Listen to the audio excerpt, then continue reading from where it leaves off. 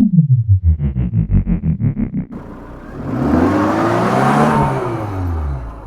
आपको दुनिया की कुछ रहस्यमयी श्रापित किताबों के बारे में बताएंगे जो मानव जाति के लिए खतरनाक साबित हो सकती हैं।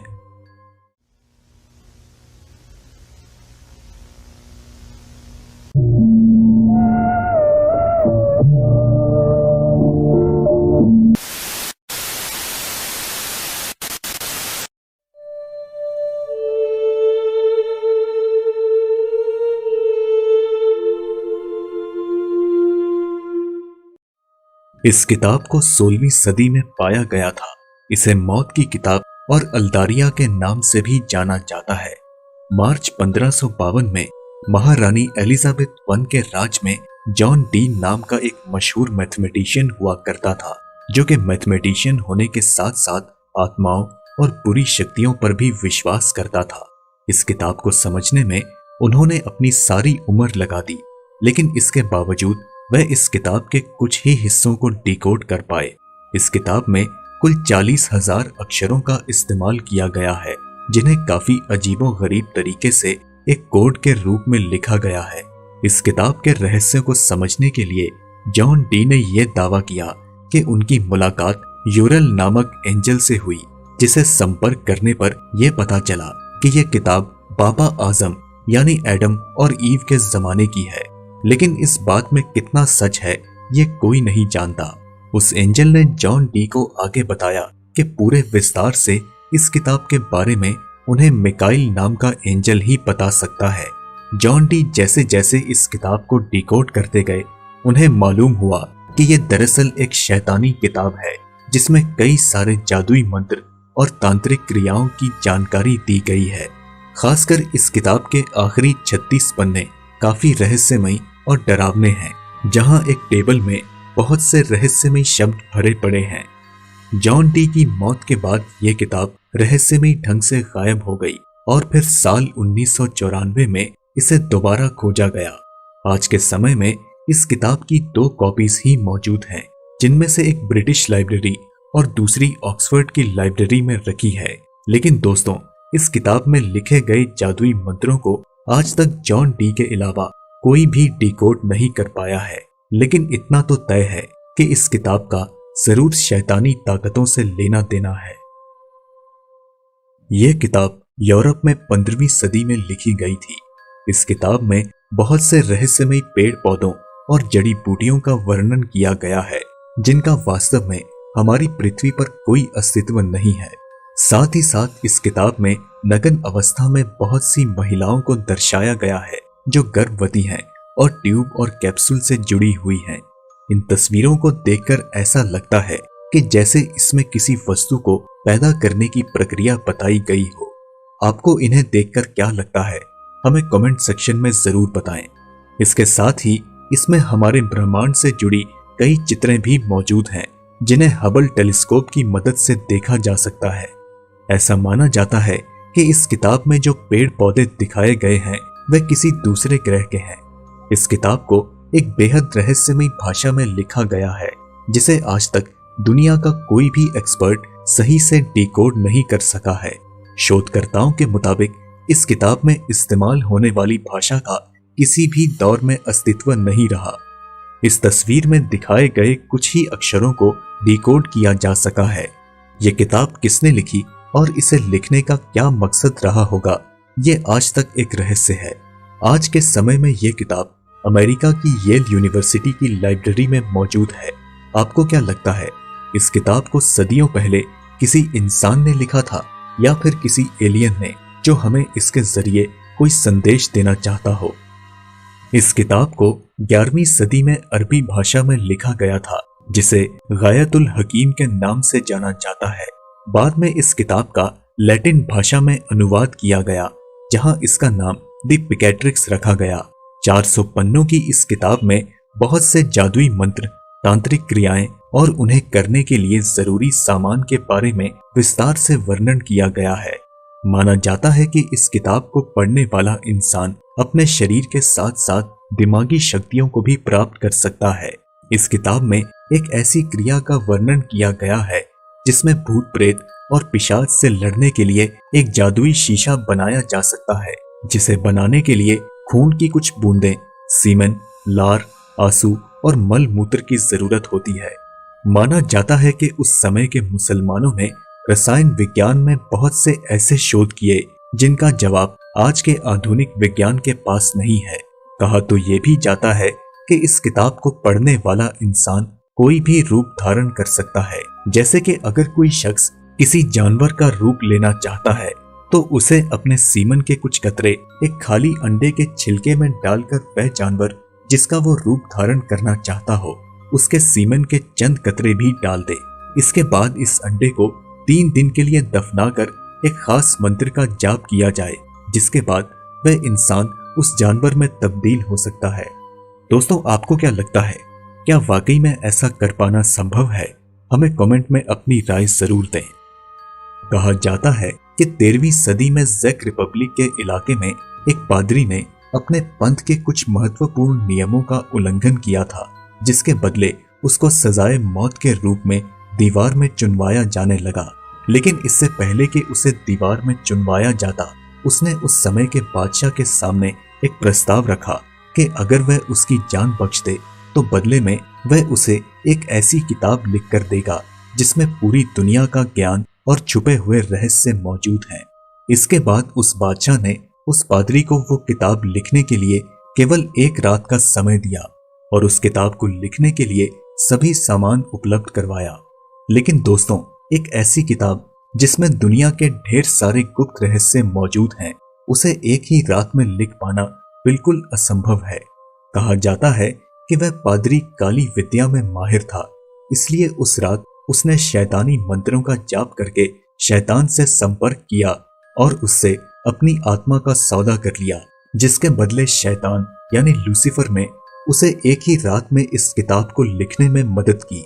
ये किताब 36 इंच लंबी, 20 इंच चौड़ी और 8.7 इंच मोटी है।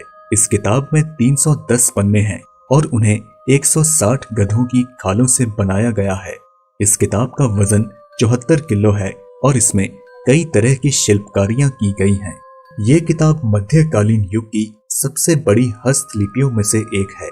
इसमें बाइबल के अनेकों अंश और उपदेशों को लिखा गया है। इसके कुछ पन्ने पलटने के बाद शैतान की एक 19 इंच लंबी तस्वीर बनाई गई है, जिसमें शैतान को उसके असली रूप में दर्शाया गया है। इसलिए इस किताब को डेविल्स बाइबल भी कहा जाता है।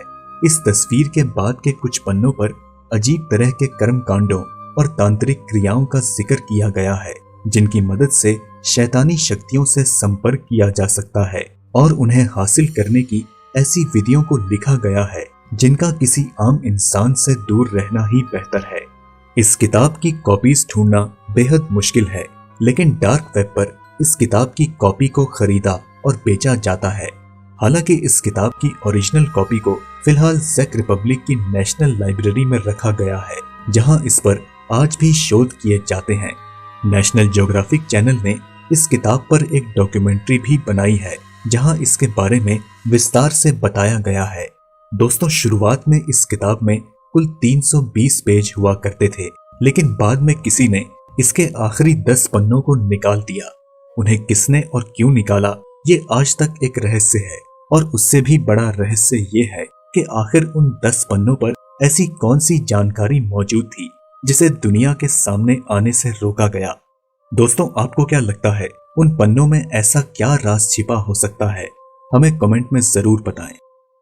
15वीं सदी में लिखी गई इस किताब को the book with incredible power भी कहा जाता है, क्योंकि प्राचीन मान्यता के अनुसार इसे तबाह नहीं किया जा सकता। यहाँ तक कि इस किताब का आग भी कुछ नहीं बिगाड़ सकती। इस किताब में मौजूद शक्तियों को हासिल करने के लिए आपको एक बड़ी कीमत चुकानी पड़ती है, यानी कि आपको अपनी आत्मा शैतान को बेचनी पड़ेगी। इसलिए इसे दुनिया की सबसे डार्केस्ट बुक भी कहा जाता है। इस किताब में 3 हायर डीमंस और 6 लोअर डीमंस के बारे में बताया गया है। हायर डीमंस में आता है लूसीफर, जो कि एम्परर है, बीलजेबब, जो कि एक प्रिंस है, और एस्टेरोथ, जिसे ग्रैंड ड्यूक के नाम से जाना जाता है। लोअर डीमंस में आते हैं लूसीफ्यूज प्रोफोक्ले, जो कि शैतानों का प्रधानमंत्री है, सैटन एशिया, जो एक कमांडर इन चीफ है, अगेलिया रेप्ट जिसे कमांडेंट कहा जाता है, फ्लोरिटी जो कि लेफ्टिनेंट जनरल है, सरगेटनस जिसे ब्रिगेडियर मेजर के नाम से जाना जाता है, और आखिर में नेबिरस जो कि मार्शल और इंस्पेक्टर जनरल है। इस किताब को एक ऐसे इंसान ने लिखा था जिसके बारे में ये मान्यता है कि वह शैतान के कब्जे में था, और अपने कब्जे में ही शैतान ने उस इंसान से ये किताब लिखाई थी। इस किताब को 15वीं सदी के शुरुआती सालों में लिखा गया था। इसमें काले जादू और शैतानी आत्माओं को बुलाने की कई विधियों का विस्तार से वर्णन किया गया है। साथ ही साथ इस किताब में तांत्रिक क्रियाओं और शैतान के सामने इंसान की बलि देने की क्रिया को भी विस्तार से समझाया गया है। ऐसा माना जाता है कि यह किताब इसे पढ़ने वाले के दिमाग पर इस कदर बुरा असर डालती है कि जो भी इस किताब को पूरा पढ़ लेता है वह बुरी आत्माओं के कब्जे में आ जाता है। यानी कि इस किताब को पढ़ने वाले व्यक्ति का शैतान एक तरह से ब्रेन वॉश कर देता है। इसलिए इस किताब से होने वाले दुष्परिणामों को ध्यान में रखते हुए यह फैसला किया गया कि इसे लोगों की पहुंच से दूर किया जाए। इसलिए इस किताब को अनेकों तरह के तंत्र मंत्र करने के बाद वेटिकन सिटी की एक गुप्त जगह पर रख दिया गया। द नेक्रोमेंसर्स मैनुअल, ये किताब 15वीं सदी ईस्वी में लैटिन भाषा में लिखी गई है, जिसमें शैतानी शक्तियों के बारे में और आत्माओं को काबू करने के बारे में बताया गया है। अंग्रेजी भाषा में यह किताब फॉरबिडन राइट्स के नाम से भी मशहूर है। इस किताब की सबसे अजीब चीज जो इसे दूसरी किताबों से अलग करती है वो ये है कि यह किताब सिर्फ और सिर्फ काला जादू और बाकी काली विद्याओं पर ही आधारित है, जबकि बाकी किताबों में ब्लैक मैजिक के साथ साथ कुछ हिस्सा व्हाइट मैजिक का भी शामिल होता है। यह किताब 3 भागों में बांटी गई है। पहला भाग है इल्यूजनिस्ट मैजिक, यानी जादू के प्रकोप में इंसान को ऐसी चीजें दिखाना जिनका वास्तव में कोई अस्तित्व नहीं है, यानी कि हेलुसिनेशंस। दूसरा भाग है साइकोलॉजिकल मैजिक, यानी ऐसा जादू जिसके जरिए लोगों की भावनाओं को आसानी से काबू किया जा सकता है। और तीसरा भाग ऐसे जादू पर आधारित है जिसके जरिए किसी भी व्यक्ति के अतीत या भविष्य के बारे में जाना जा सकता है। इस किताब में मिरर ऑफ लिलिथ नाम के ऐसे जादुई आईना बनाने का तरीका बताया गया है जिसका बहुत से गुप्त और जादुई मकसद के लिए इस्तेमाल किया जाता है। माना जाता है कि इस किताब को 15वीं सदी में एब्रेमलिन नामी एक आदमी ने लिखा था। इस किताब के लेखक का ऐसा मानना था कि हर इंसान के अंदर एक शैतान छुपा होता है और इस किताब के जरिए वह उसी शैतान को जगाना चाहता था। साल 1900 के बाद इस किताब का अंग्रेजी भाषा में अनुवाद किया गया और इसके बाद से ही इस किताब का श्राप शुरू हो गया, जिसके बाद से इस किताब को श्रापित माना जाने लगा। ऐसा माना जाता है कि एब्रेमलिन इजिप्ट गया था और वहां उसकी मुलाकात एक जादूगर से हुई। उस जादूगर ने ही एब्रेमलिन को काला जादू और उससे जुड़ी कई गुप्त जानकारियां भी दी। एब्रेमलिन ने इसके बाद काले जादू के जानकारों की मदद से एक किताब लिखी जिसे हम द बुक ऑफ एब्रेमलिन के नाम से जानते हैं। इस किताब में बताया गया है कि कैसे किसी मरे हुए इंसान को जिंदा किया जा सकता है और जादू की मदद से धरती पर छुपाए गए अलग अलग खजानों की जानकारियां देना, आत्माओं को बुलाने और उनसे बात करने के तरीके और एक स्थान से दूसरे स्थान पर उड़कर जाना, इनके बारे में लिखा है। यह किताब 16वीं सदी में जॉन वेयर द्वारा लिखी गई थी। इस किताब में 69 प्रकार के दानव और उनकी शक्तियों के बारे में विस्तार से बताया गया है कि उन्हें कैसे बुलाया जाए। जैसे कि नेबियस नाम का दानव कौवे के रूप में आता है और इंसान को हर चीज में कुशल और माहिर बना देता है। फोरस नाम का दानव खोई हुई चीजें और छुपे हुए खजाने आराम से ढूंढ सकता है। वह किसी भी इंसान को अमर या फिर उसे इनविजिबल बना सकता है। अजंती जो किसी भी धातु को सोने में बदल सकता है, पानी को शराब बना सकता है और शराब को पानी। शैक्स जो लोगों की सुनने और देखने की शक्ति छीन सकता है, और आखिर में एलिगस जो किसी भी लड़ाई का परिणाम पहले से ही बता सकता है। यह किताब 17वीं सदी में एक अज्ञात जादूगर द्वारा लिखी गई है और इसमें मुख्य रूप से बताया गया है कि कैसे जमीन पर एक जादुई स्थल बनाया जाए जिसके द्वारा आप एंजल्स यानी देवदूतों को बुलाकर उनसे बात कर सकते हैं। इस विधि के अनुसार आप अलग अलग शक्तियों वाले 4 एंजल्स को अलग अलग विधियां करके उनसे मदद मांग सकते हैं। इस किताब में यह भी बताया गया है कि कौन से देवदूत को किस समय बुलाया जाए और उससे किस तरह से बात की जा सके, और यह भी बताया गया है कि वह दिखने में कैसे होंगे। 18वीं सदी में फ्रांस में लिखी गई ये किताब जादुई ताबीज बनाना सिखाती है। ताबीज एक ऐसी चीज होती है जिसे अपने शरीर पर पहनने से या अपने पास रखने से किसी न किसी तरह की अलौकिक शक्ति आपके पास रहती है। इस किताब को नेपोलियन की आर्मी के एक ऑफिसर ने लिखा था, जिसे इसका ज्ञान मिस्र में जाने के दौरान हुआ था। इस किताब में बड़े ही विस्तार से ब्रोंज, स्टील, सिल्क और एक जादुई स्याही की मदद से ताबीज बनानी सिखाई गई है। इनमें से कुछ ताबीज ऐसी हैं जिनकी मदद से जिन्नात को काबू किया जा सकता है। इनमें से कुछ ताबीज ऐसी भी हैं जिन्हें अगर किसी के शरीर में बांध दिया जाए तो वह सच बोलने के लिए मजबूर हो जाएगा। तो दोस्तों, ये थी दुनिया की सबसे रहस्यमयी श्रापित किताबें जिन्हें पढ़ना आपके लिए हानिकारक हो सकता है। हमारे द्वारा बताई गई कौन सी किताब आपको सबसे ज्यादा रहस्यमयी लगी? क्या आपने अपनी असल जिंदगी में कोई ऐसी किताब देखी है? हमें कमेंट में जरूर बताएं। अगर आपको ये वीडियो पसंद आई तो इसे लाइक करें और अपने दोस्तों के साथ ज्यादा से ज्यादा शेयर करें। हम जल्द आपसे अगली वीडियो में मुलाकात करेंगे। तब तक के लिए इजाजत दीजिए।